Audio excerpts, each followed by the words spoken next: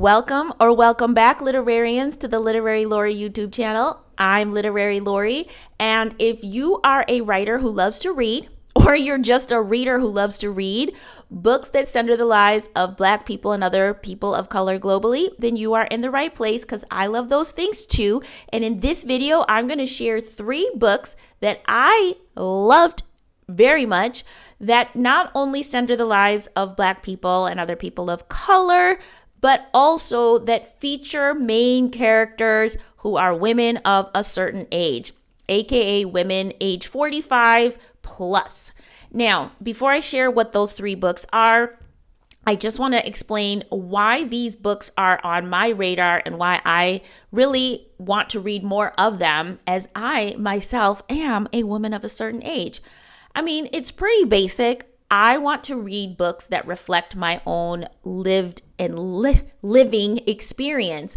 I want to see women of a certain age having romances, having adventures, discovering new things about themselves. There's a new term. I didn't make this term up, but it's a second coming of age story. Personally, I think perimenopause and menopause is an opportunity for a woman to have a second coming of age, because menopause forces a woman to re-engage with what's important to her, who she really is, without the trappings of societal expectations of child rearing, finding a man to get married, even launching one's career. You can have a second career at this point. Hopefully, if you are, if you did have children, your children are close to being out of the nest. You've already had your main relationship, or maybe not, but regardless, that's not the main focus in your life. And so there's so much to dig into and so many possibilities. I want to read those stories because at least I read fiction because I want my imagination stoked. I want my ideas of what's possible for my own life to be, impacted. I want to read things on the page that's going to make me be like, yay, that's not necessarily that I'm going to go out and have an affair or with a 20-year-old, like the book I'm about to talk about. But it's just like, yeah, I get that. Like, I see myself in these characters because we always bring something of ourselves to the things we read, or we're looking for something to feed something that's missing in our lives. That doesn't mean I can't read stories about younger people. I can, and I do. But when I'm really like searching for something these days, I really want to read stories that, again, have characters that reflect the stage of life I'm in, which of course that makes total sense. When I was like a teenager, I wanted to read books about teenagers. When I was in my 20s, that's what I wanted. So it only makes sense that I want to read books now that feature women of color who are, let's say, 45 plus, right? Approaching those menopausal years, second life, if you will, second coming of age. So these 3 books that I'm going to share today are books that do just that. And I've read them recently I'll just say recently. So let's begin with, oh, sorry, my fingers are covered. Oops, sorry. Half Blown Rose by Lisa Cross Smith. Half Blown Rose by Lisa Cross Smith. This is juicy. Okay, this is juicy and spicy, if y'all like the spicy books, okay? It's not a romance, but it's romantic. So Half Blown Rose, let me just give you the basic scenario. I'm not going to do any spoilers here, but Half Blown Rose is a book about a woman who's like in her mid to late 40s, if I'm not mistaken. Girl, I'd say mid 40s. We'll just say that. She's got grown children in their 20s who have, flown the nest.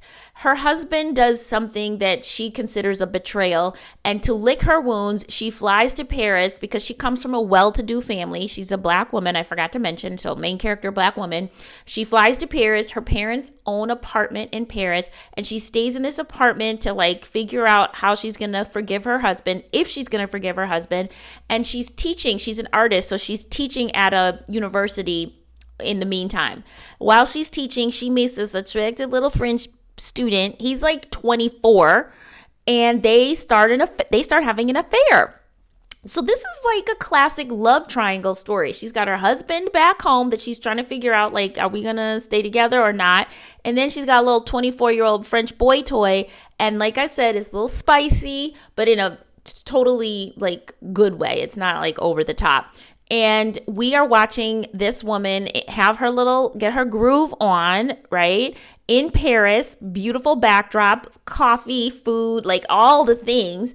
They're traveling all over Europe. It's a beautiful story. And it is like I said, it is spicy. It provokes questions of like, the first question, of course, is like, what's going to happen? Is she going to stay with this little boy toy? Is it more than just a fling? Is she going to go back with her husband? But, quintessentially, we're asking ourselves, like, are women this age supposed to be acting like this? I mean, I loved it. I loved it for that reason, that we get to see an older woman have a sexual relationship, have a relationship with somebody taboo, and just that, he's so much younger. That's the only taboo thing. It raises a lot of questions. I would call this classic book club fiction because you could talk about this. You can tell I need somebody to talk about this. If you've read the book, tell me what you think in the comments. Spoilers galore. Go ahead and put the spoilers in the comments. I'm sorry. If you don't want to see, don't read the comments. But this book was a revelation to me, to see women in my age range who are able to have this type of conundrum, this love triangle that, again, it's very provocative. So that's the first book, Half Blown Rose, Half Blown Rose by Lisa Cross Smith. The next book is called The Change by Kirsten Miller. Now, I like to platform authors of color. That's what I want to use my platform for. Full stop. Kirsten Miller is a white woman, but one of the main characters in this book, there's three women who are the three main characters, is a black woman, and she's very well rendered. She gets a lot of she takes a lot of time on the page, and she has a full black family. So I felt, again, I read white women authors.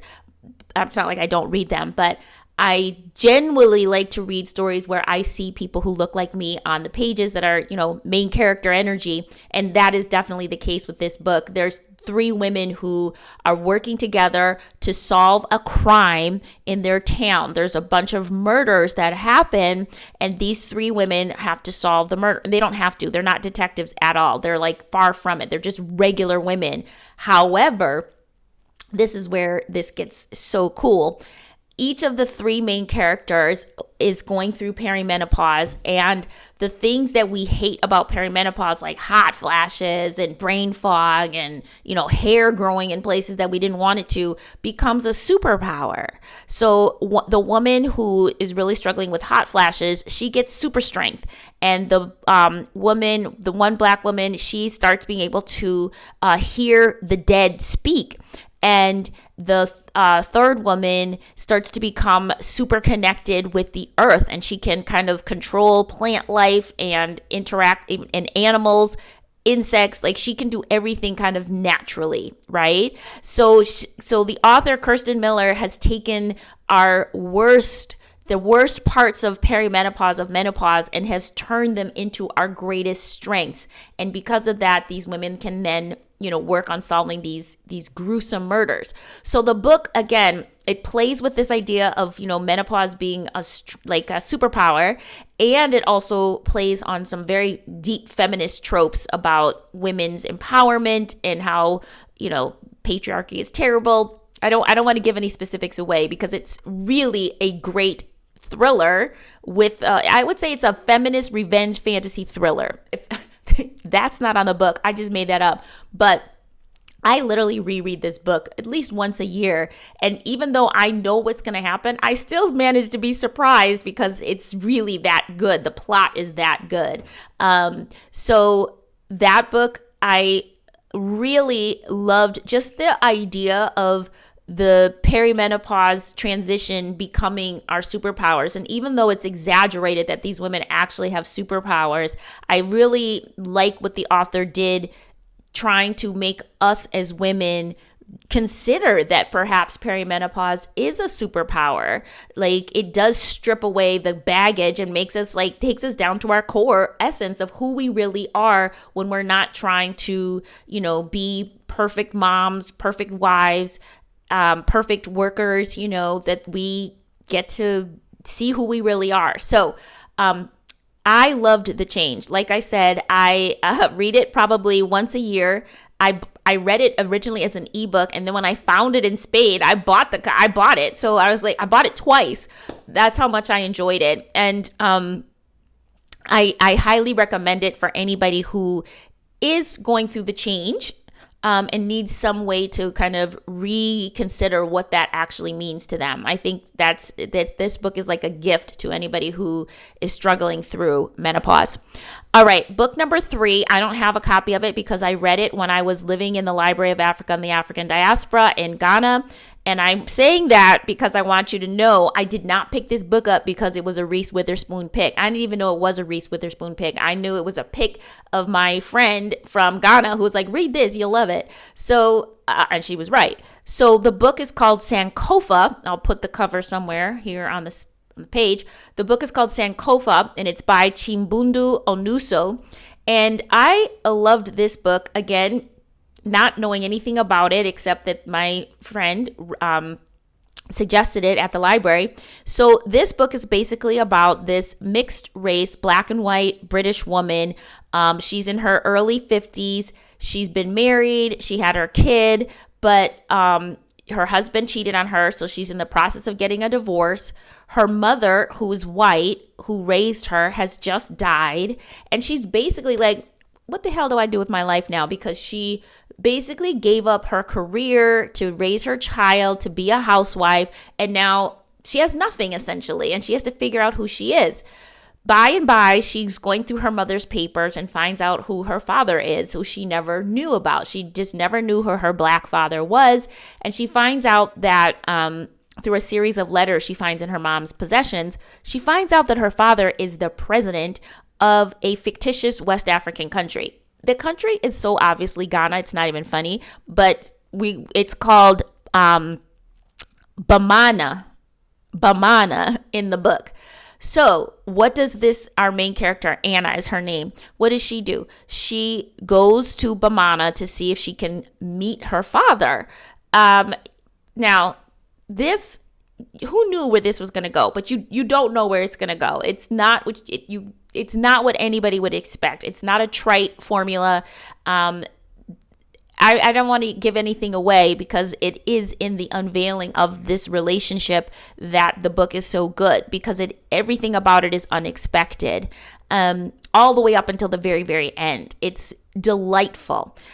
What I loved about it, again, is that we have this woman who has kind of lived her whole life, and society would say this divorcee who gave up her career, her kid is out of the nest, her husband cheated on her with somebody else. Like, she should just fade into the background, right? Get a small apartment and, get a cat. But instead, she goes to a country she's never been to, barely had heard of. I mean, it's a made-up country, but let's just say it's Ghana, and connects with this whole different culture, meets her biological father, and a whole different sense of self emerges. And it's not all good, but it's very real. It feels very real of, this process of what she is experiencing.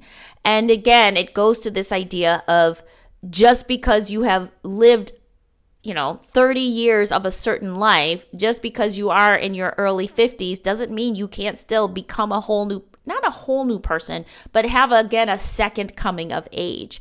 I love this book not only because of that, but I also loved the cultural references, learning a new culture, seeing things from a different perspective. That's something that is happening between Anna and her biological father, is she has to understand where he's coming from as the president of this country. She has to learn the cultural mores of a different culture and her own prejudices about these different things. It's fascinating. And again, I love a book where not only am I enjoying the character, but I'm learning something, which I do in this book as well. So those are my 3 books that I would highly recommend if you too are looking for a book about that features a woman of a certain age, main character of color, who is, you know, kicking rocks and taking names. Like, there's romance, there's adventure, there's, again, the second coming of age, there's diversity, there's travel. All 3 of those books, you will be happy. Now, I say these things because I am inspired as a new novelist to write these types of books myself. Remember what Toni Morrison said: if there's a book that you want to read but you can't find it, then you should write it yourself. I am paraphrasing. That is not how Toni said it. She probably said it so much more succinctly. But the point is, even though these are the 3 books I'm suggesting, and I'm sure there's many more out there, I still am looking for that type of book. And so that's the type of book that I have written, my next novel. I hope that I'll be able to share good news about it sooner rather than later. But that was the inspiration, is like, I want to write books that I want to read now. My first novel, Substitute Me, is about a woman who is a new mom and has to find a nanny so she can go back to work. Now, that's not the whole focus. The focus is really about what happens when she finds that nanny and the relationship the 2 women have when one hires somebody to replace her in the home. But clearly, that's the time of life that I was in. That was the stage of life that I was in. Now I'm in a different stage of life, and my novels are going to reflect that. But I'm constantly, I don't want to say, I'm not like constantly disappointed, but it is a struggle to find the types of books that I'm talking about. Book club fiction, women's fiction, stories that women of a certain age get to be front and center. They're not background characters, and they're having the same types of struggles, romances, relationships that other people, younger people, tend to have in the stories that we read. So that's what's inspiring me as a novelist. I do also love the multicultural travel aspect of it too. So so that's what I'm working on as a writer, but it's also the stories that I'm interested in reading. If you have a book that you think I would love, or that anybody else who tuned into this video would love, leave it in the comments so we can have a growing list that we can all enjoy and share. Just FYI, the next book on my TBR list is Kieran Desai's The Loneliness of Sonia and Sunny. Honestly, it's a big fat book, and it's because it's about a novelist and a journalist and their romance in India and New York and elsewhere that I wanted to read it. I assumed, I might be wrong, but I'm like, it's a big fat book, and I feel like it's somewhere it said that this takes place over 20 years of their relationship. So I'm like, they must be at least in their 40s or 50s by the time the story is, because, I mean, otherwise they would have been embryos when they met, right? So if you've read this already and you're like, you're going to be deeply disappointed because this all takes place when they're in their 20s, let me know. Let me know ahead of time. I'm still halfway through my current read, so haven't jumped into this one yet. But anyway, I hope you guys enjoyed this. I hope there's other women who are looking for these types of books focused on women of color, 40 plus, like 45 plus, second coming of age stories. I want to hear about them. Maybe I'll do another video like this. And thanks so much for watching. I will see you in the next video. Bye.